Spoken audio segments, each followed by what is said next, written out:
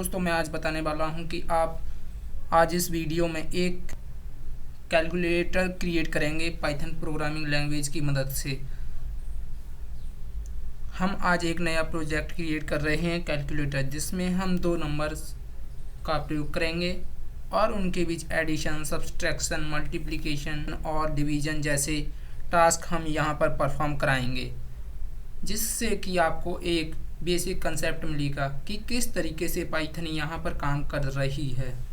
यहाँ पर छोटे से प्रोजेक्ट से आप काफ़ी सारी चीज़ें सीखेंगे, जैसे कि आप कहाँ पर किस तरीके से डेटा टाइप का यूज़ कर लेते हैं, वेरिएबल का यूज़ किस तरीके से हो रहा है और कुछ कंडीशनल स्टेटमेंट के बारे में आप जानेंगे। फंक्शन कैसे डिफाइन करते हैं ये जानेंगे, ऑपरेटर्स का यूज़ कैसे करते हैं और यूजर्स से इनपुट कैसे लिया जाता है। पाइथन की मदद से ये सब चीज़ें आप इस वीडियो में सीखेंगे। अगर आप एक न्यू हो तो ये वीडियो आपके लिए बहुत हेल्पफुल होने वाला है, क्योंकि ये वीडियो जो आपके डाउट्स हैं उन सबको क्लियर कर देगा और किस तरीके से प्रैक्टिकली जो चीज़ें हम बुक्स में पढ़ते हैं यहाँ पर अप्लाई करेंगे, वो सब चीज़ें आप यहाँ पर सीखोगे। तो चलिए चलते हैं हम अपने सिस्टम पर। तो दोस्तों मैं आपको एक कैलकुलेटर बनाना पाइचार्म में सिखाने वाला हूँ। अगर आपके पास सिस्टम में पाइचार्म नहीं है तो आप मुझे कमेंट करके बता दें, तो मैं आपके लिए पाइचार्म कैसे डाउनलोड और इंस्टॉल करते हैं ये वीडियो भी बना दूंगा। तो आपको पता है कि मैंने अपना पाइचार्म ओपन किया हुआ है। तो सबसे पहले मैं जाऊंगा फाइल में जाने के बाद आपको न्यू प्रोजेक्ट पर क्लिक करना है। न्यू प्रोजेक्ट पर क्लिक करने के बाद दोस्तों आप देख रहे हो कि यहाँ पर पाइथन प्रोजेक्ट लोकेशन जो दी हुई है वहाँ पर लिखा हुआ है। तो इससे आपको क्या करना है कि अपने प्रोजेक्ट का नाम देना है। जैसे कि मैं कैलकुलेटर बनाने वाला हूँ तो मैं कैलकुलेटर दे देता हूँ।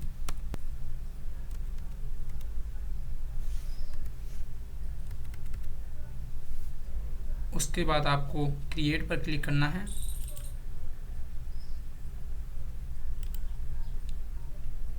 तो देख रहे हो कि आप हमारा जो प्रोजेक्ट है वो लोड हो रहा है। तो देख रहे हो ये जो है हमारा कैलकुलेटर नाम की एक फ़ाइल आ चुकी है। इस पर आप क्या करोगे, राइट क्लिक करोगे। राइट क्लिक करने के बाद आपको न्यू पर जाना है।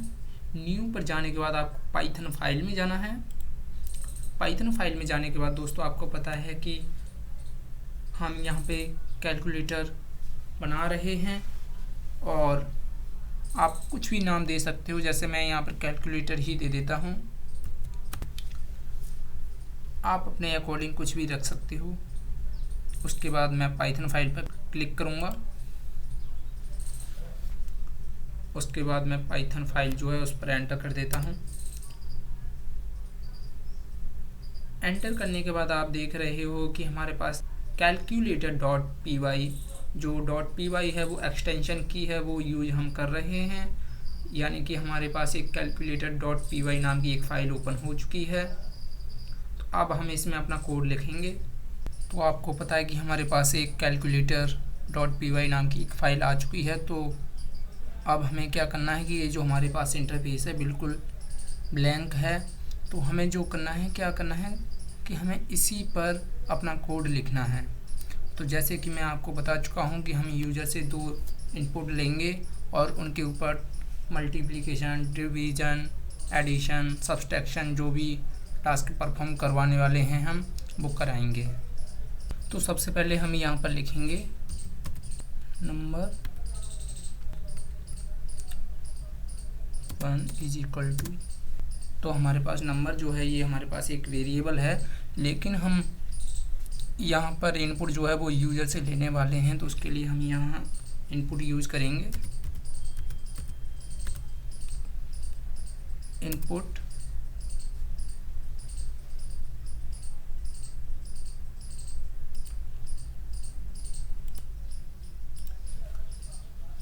तो आपको पता होगा कि जब हम यूज़र से कोई इनपुट लेंगे तो वो चीज़ होनी भी चाहिए। तो हम इनपुट फंक्शन में वो चीज़ लिख देते हैं जो प्रिंट होकर के आएगी।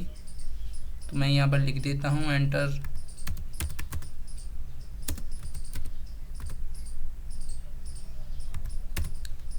फर्स्ट नंबर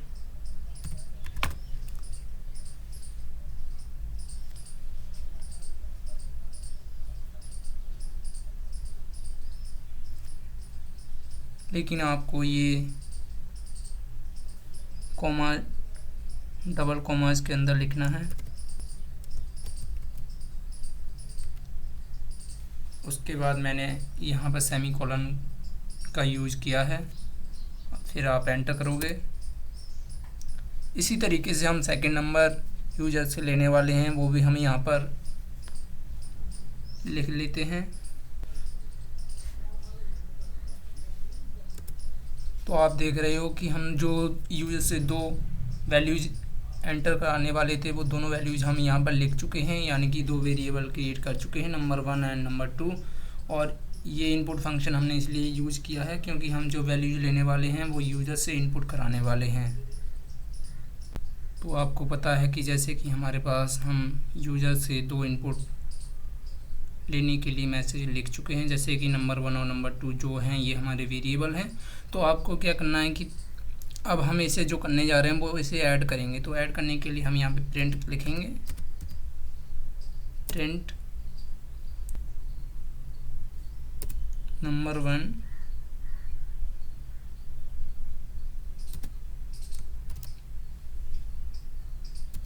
प्लस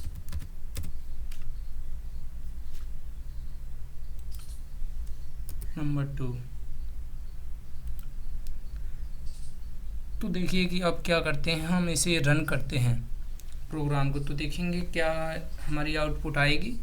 तो रन करने के लिए आप इसे यहाँ से भी रन कर सकते हो, आप इसे यहाँ से भी रन कर सकते हो। तो मैं यहाँ से रन करता हूँ इसे।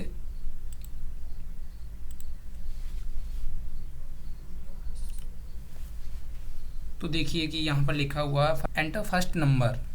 मैं यहाँ पर फर्स्ट नंबर यानी कि 10 प्लस करता हूँ,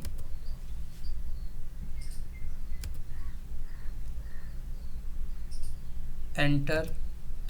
फिर देखिए यहाँ पर लिखा हुआ है एंटर सेकंड नंबर, यानी कि यूजर से वो सेकंड नंबर भी मांग रहा है। जैसे कि मैं यहाँ पर फिर से 10 प्लस करता हूँ,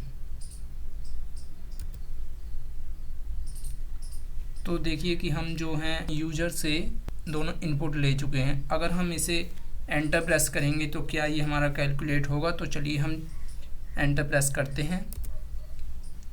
तो आप देख रहे हो कि इसने इसे ऐड तो किया है, लेकिन 10 + 10 20 नहीं किया है, इसने इसे एज ए स्ट्रिंग प्रिंट किया है। तो हमें ऐड कराने के लिए क्या यूज़ करना पड़ेगा, तो अब हम चलते हैं। तो जैसे कि मैंने आपको बताया कि ये यहाँ पर एज ए स्ट्रिंग ऐड कर रहा है, तो उसके लिए हमें क्या करना है कि हम यहाँ पर हमने एक डेटा टाइप यूज करेंगे,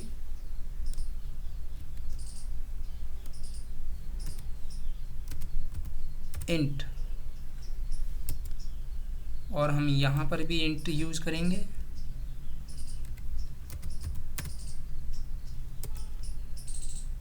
और ये जो हमारी ब्रेसेस हैं हम इन्हें डबल लगा देंगे क्योंकि हमारे पास ये डबल हो चुकी हैं।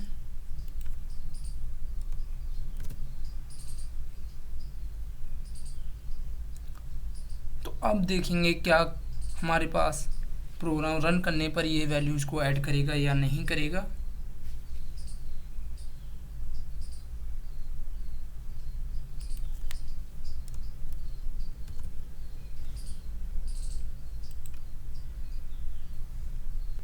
तो अब हम इसे रन करेंगे, लेकिन आपको ये पता होना चाहिए कि इंट और ये इंट जो मैंने यूज़ किया है, यानी कि ये एक इंटीजर वैल्यू को ही ऐड करेगा। अगर सब्सट्रैक्शन कोई डेसिमल पॉइंट वाली वैल्यू है तो उसे ये ऐड नहीं करेगा, उसके लिए फ्लोट का यूज करना पड़ता है। वो डेटा टाइप होते हैं प्रोग्रामिंग लैंग्वेज में, आप उन्हें पढ़ सकते हैं और अच्छे से समझ सकते हो।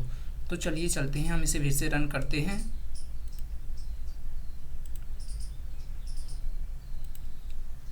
तो देखिए कि यहाँ पर फिर से लिखा हुआ है एंटर फर्स्ट नंबर, यानी कि मैंने पहले इसे 10 प्लस किया था, मैं इसे फिर से 10 प्लस करूँगा, एंटर द सेकंड नंबर 10। तो ये हमारा ऐड होकर के 20 आ चुका है, क्योंकि इसे पता है कि अभी ये स्ट्रिंग नहीं रही है, ये एक इंटीजर वैल्यू बन चुकी है। तो दोस्तों जैसे कि मैं इसे दोबारा से रन करता हूँ और यहाँ पर एंटर फर्स्ट नंबर जो लिखा हुआ है हम यहाँ पर लिखते हैं 10.5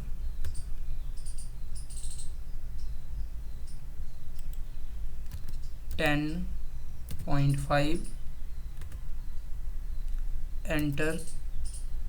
तो दोस्तों कि आप देख रहे हो कि ये हमें एरर इशू करा रहा है, एरर शो करा रहा है। वो इसलिए करा रहा है कि जो भी इंटीजर होता है वो सिंपल, मैंने बताया था आपको कि इंटीजर वैल्यू को ही ऐड करता है, पॉइंट वाली या फ्रैक्शन या डेसिमल वाली वैल्यू को ऐड नहीं कर सकता। तो उसके लिए हम क्या करेंगे कि हम यहाँ पर ऐड करेंगे इंटीजर की जगह फ्लोट, FLOAT फ्लोट। ऐसे ही सेम हम इसे नीचे यूज करेंगे फ्लोट। तो अब हम इसे दोबारा से रन करेंगे।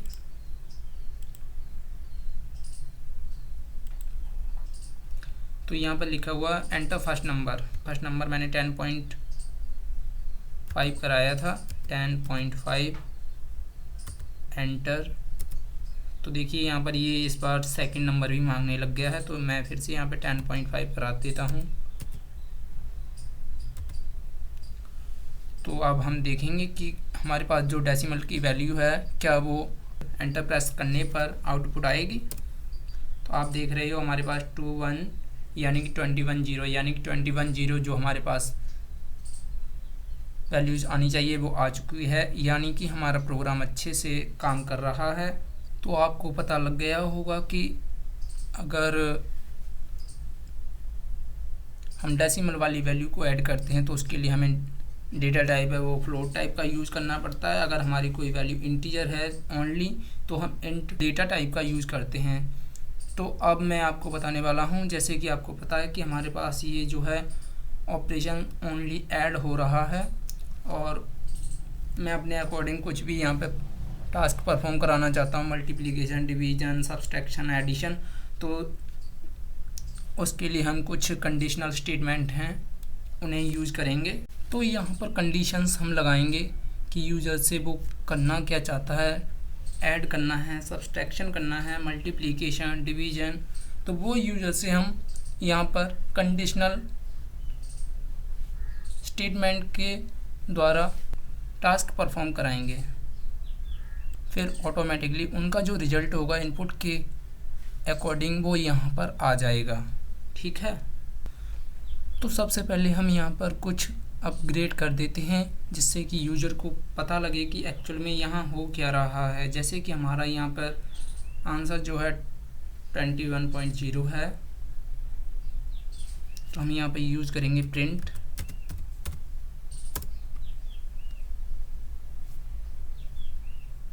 तो यहाँ पे हम यूज़ कर रहे हैं डबल कॉमा का।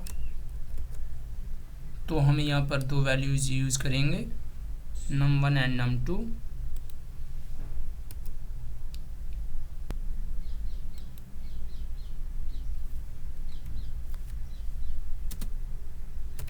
Is equal to dot format.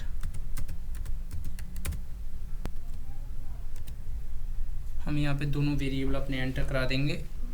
पहले हमें पहला वेरिएबल कराना है, फिर हमें सेकंड वेरिएबल कराना है। तो हमारे वेरिएबल हैं num1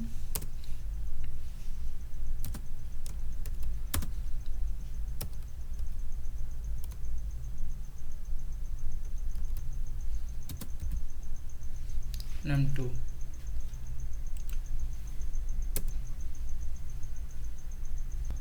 तो जो हमने ये प्रिंट कराया है हमें ये फॉर्मेट भी यहाँ पर लिखा हुआ आएगा नज़र। तो मैं इसे रन कराऊंगा। तो आप देख रहे हो यहाँ पर कि एंटर फर्स्ट नंबर लिखा हुआ है, जैसे कि मैंने 10.5 कराया था।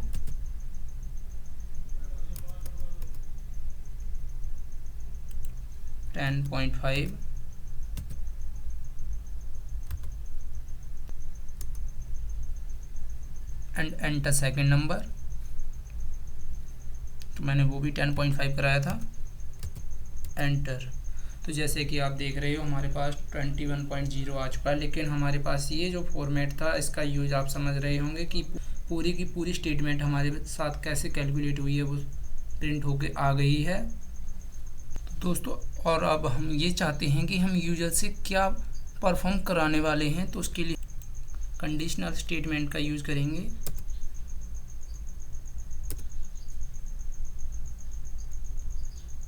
तो हम यहाँ पर लिखेंगे ऑपरेशन। तो हम यहाँ पर एक वेरिएबल की तरह ऑपरेशन फंक्शन का यूज कर रहे हैं।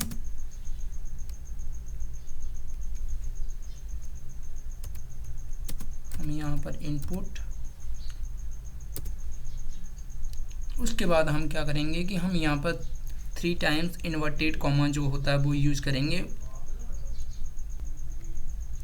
तो मैंने 3 टाइम्स इन्वर्टेड कॉमा इसलिए यूज़ किए हैं क्योंकि जहाँ हमारी ज़्यादा लंबी स्टेटमेंट होती है हम वहाँ 3 टाइम्स इन्वर्टेड कॉमा को यूज़ करते हैं।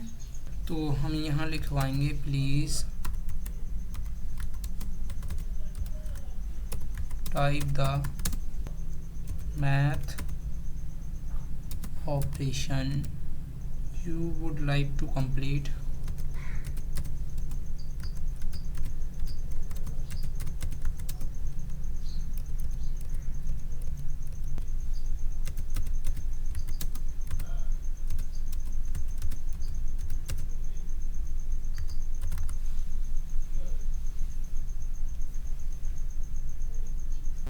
कंप्लीट के बाद हम यहाँ पर कॉलन का यूज करेंगे, उसके बाद एंटर। तो हम जो यहाँ पे टास्क परफॉर्म कराने वाले हैं यूजर से वो लिखेंगे। ऐड के लिए हम यहाँ पे लिखेंगे ऐड फॉर एडिशन।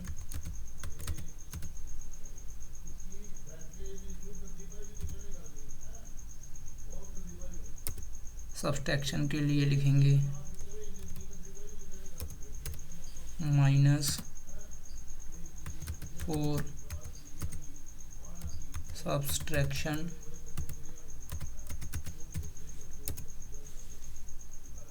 मल्टीप्लिकेशन के लिए लिखेंगे multiplication for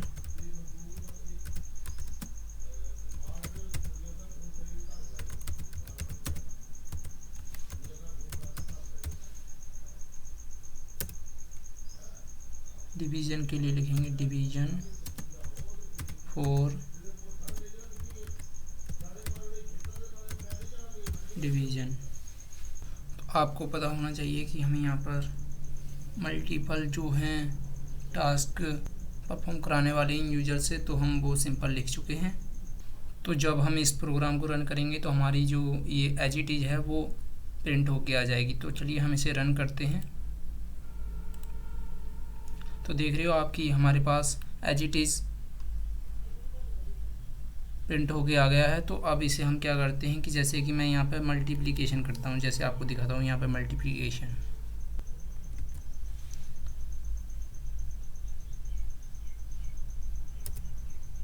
enter the first number, जैसे मैंने यहाँ 5, एंटर द सेकंड नंबर 5 किया। तो अगर हमारा 25 आ जाएगा तो ठीक है, अगर नहीं आया तो देखते हैं क्या आता है। तो आप देख रहे हैं कि हमारे पास ऐड होकर आया है। तो वो क्यों?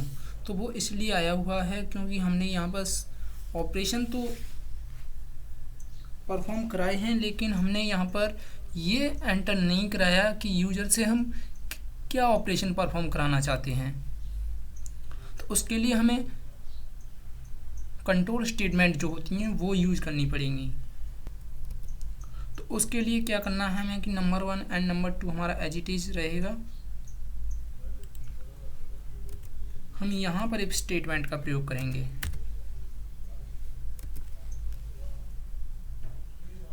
जिसके लिए कि यूजर जो टास्क परफॉर्म कराए वही आउटपुट हमारे सामने आए। जैसे कि अगर कोई हम ऐड कराना चाहते हैं, मल्टीप्लाई कराना चाहते हैं, उसके अकॉर्डिंग हमारी आउटपुट आए, तो उसके लिए हम कंट्रोल स्टेटमेंट यूज़ करेंगे।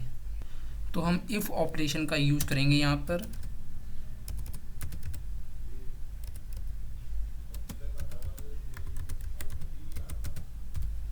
ऑपरेशन इज इक्वल टू, तो हमने यहाँ डबल इक्वल टू क्यों लिया है कि ये भी एक ऑपरेटर होते हैं जो आप पाइथन प्रोग्रामिंग लैंग्वेज में पढ़ोगे। फिर हम यहाँ पर प्लस ऑपरेशन परफॉर्म कराएंगे, हम यहाँ पर कॉलन का यूज़ करेंगे। लेकिन उसके बाद आपको क्या करना है कि यहाँ पर जो है स्पेस आपको देना पड़ेगा, क्योंकि पाइथन जो है वो इंडेंटेशन यूज करती है।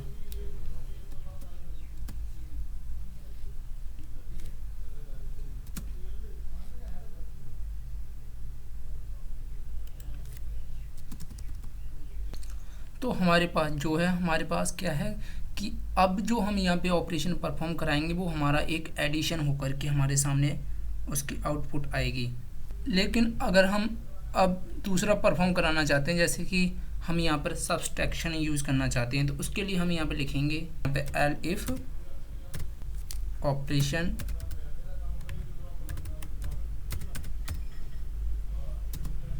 Is equal to minus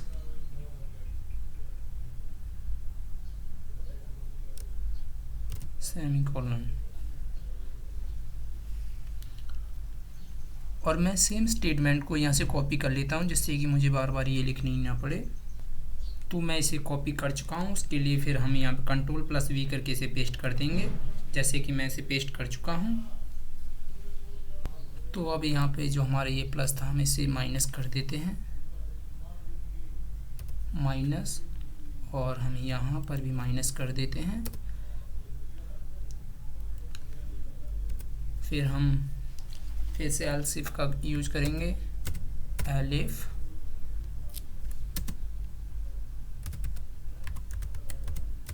operation,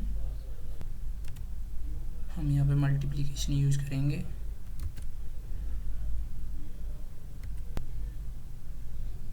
enter,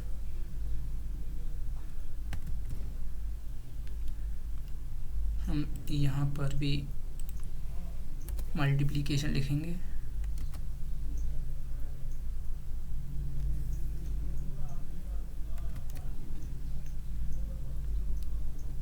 और यहाँ पर भी मल्टीप्लिकेशन का साइन। उसके बाद हम डिवीजन कराएंगे, डिवीजन के लिए हम फिर से एलिफ लिखेंगे, एलिफ ऑपरेशन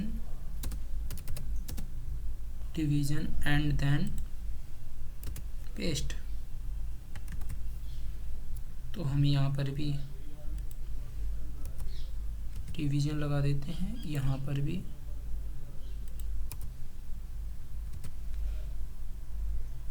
देखिए 4 सिंबल्स का यूज हमने ले लिया है। यहाँ पर plus, minus, multiplication and division. अगर उसके अलावा आप किसी और सिंबल को जानते हो तो आप उसका भी यूज यहाँ पर ले सकते हो। तो यहाँ पर देखिए सीरीज वाइज काम हो रहा है। ये देखो, सबसे पहले हमने यूजर से सिंबल इनपुट करवाया, उसके बाद हमने क्या किया, नंबर 1 एंड नंबर 2 को एंटर करा दिया। उसके बाद जो यूजर ने साइन इनपुट किया था उसके अनुसार यहाँ पर कैलकुलेट होकर आ जाएगा। तो आप देख रहे हो कि एल्स इफ तक हम सारी कंडीशनें यहाँ पर यूज कर चुके हैं। अब सपोज करो यूजर ने कुछ और टाइप कर दिया, वो यूजर को समझ नहीं आया, प्लस माइनस की जगह कुछ और ही टाइप कर दिया। यहाँ पर हम एक मैसेज दे सकते हैं और एक एक्सेप्शनल केस बना रहे हैं जिसमें हम एल्स स्टेटमेंट का यूज ले रहे हैं और एल्स में प्रिंट करा देंगे।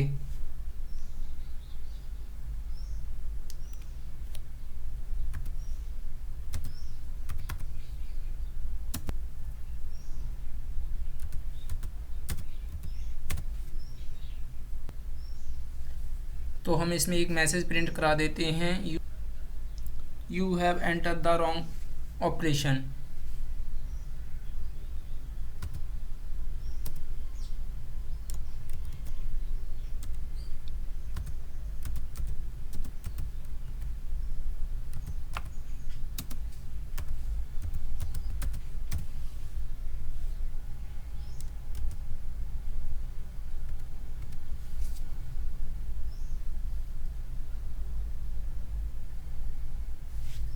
तो आप देख रहे हो कि हम यहाँ पर एक मैसेज प्रिंट करा चुके हैं।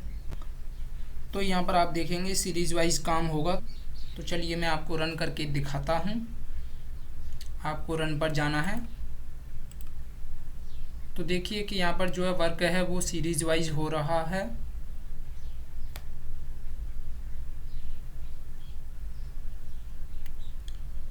सपोज मैं चाहता हूँ यहाँ पर एक मैसेज आपके सामने आ रहा है यूजर से इनपुट लाने के लिए, जो ये लिखा हुआ है please type the math operation you would like to complete. तो यहाँ पर हम मल्टीप्लिकेशन करने जा रहे हैं। यहाँ पर लिखा हुआ first enter first number 2.5, enter second number 2.5, enter. तो आप देख रहे हो कि हमारे पास जो है मल्टीप्लाई करके पूरी की पूरी स्टेटमेंट आ चुकी है। 2.5 मल्टीप्लाई 2.5 इज इक्वल टू 6.25।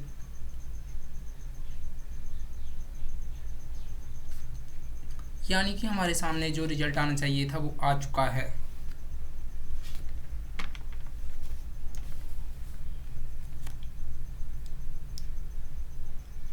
तो हमारा कैलकुलेटर टास्क कंप्लीट हो गया है, क्योंकि हमारा कैलकुलेटर परफेक्टली वर्क कर रहा है। तो चलिए मैं यहाँ पर एक और टास्क परफॉर्म करके दिखाता हूँ आपको। यहाँ पर मैं आपको डिवाइड करके दिखाऊंगा। तो मैं अब इसमें सेकंड टास्क जो है वो डिवाइड करके दिखाऊंगा। तो आपको जाना है रन पर क्लिक करना है। तो यहाँ पर मैं डिवाइड करके आपको दिखाने वाला हूँ।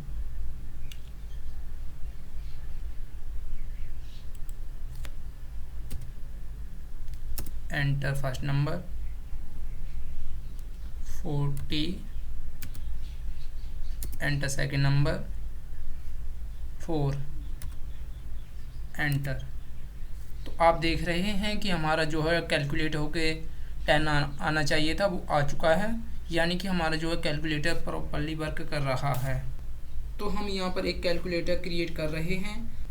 तो मैं आपको नेक्स्ट वीडियो में यह भी बताऊंगा कि इस कैलकुलेटर को हम कैसे EXE फाइल में कन्वर्ट करेंगे, यानी कि इसकी एप्लीकेशन कैसे क्रिएट करेंगे। तो उसके लिए हमें एक परफेक्ट कैलकुलेटर की ज़रूरत पड़ेगी।